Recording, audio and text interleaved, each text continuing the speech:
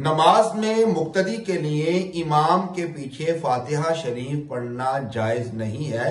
اس کی ایک تو عقلی دلیل سماعت کریں کہ جس وقت امام رکوع میں ہو تو پیچھے سے جو بھی مقتدی رکوع میں ملے گا تو تمام مسالک کے علماء کا فتویٰ یہی ہے کہ اس نے اس رکعت کو حاصل کر لیا ہے، اس رکعت کو اس نے پا لیا ہے۔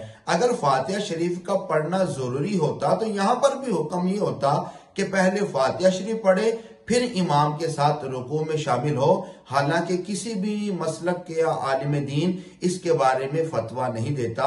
مسئلہ اور فتویٰ یہی ہے کہ رکوع میں شامل ہو گیا تو مقتدی نے اس رکعت کو حاصل کر لیا۔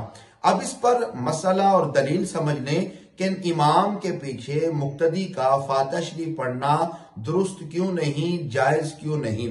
اس پر ایک قرآن پاک کی آیت مبارکہ کو سماعت کریں۔ اللہ تعالیٰ نے قرآن پاک میں ارشاد فرمایا وَإِذَا قُرِئَ الْقُرْآنُ فَاسْتَمِعُوا لَهُ وَأَنصِتُوا لَعَلَّكُمْ تُرْحَمُونَ کہ جب قرآن پاک پڑھا جائے تو اسے غور سے سنو، خاموش رہو تاکہ تم پر رحم کیا جائے۔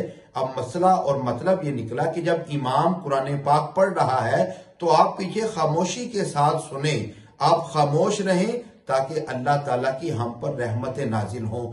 کچھ لوگ کہتے ہیں کہ جب امام آہستہ آواز میں قرات کر رہا ہے تو اس وقت ہمارے لیے کیا حکم ہے؟ بھئی آپ نے اس وقت بھی خاموش رہنا ہے۔ امام کا پڑھنا، امام کی قرات آپ ہی کی قرات سمجھی جائے گی۔ اب اس پر بھی دلیل سماعت کریں۔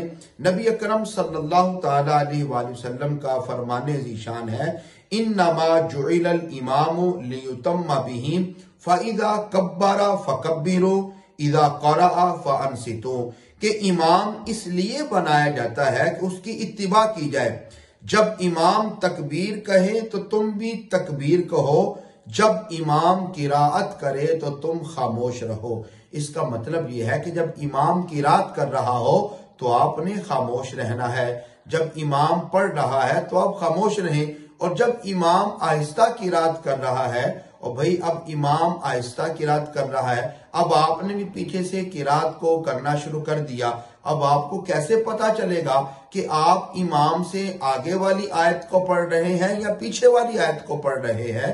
تو اس صورت میں مقتدی کا تو کام ہے امام کی اتباع کرنا، امام کے پیچھے رہنا، اس لیے وہ خاموش جب رہے گا امام کے پیچھے اس کی اقتداء درست رہے گی۔ اللہ تعالی ہم سب کو عمل کی توفیق عطا فرمائے۔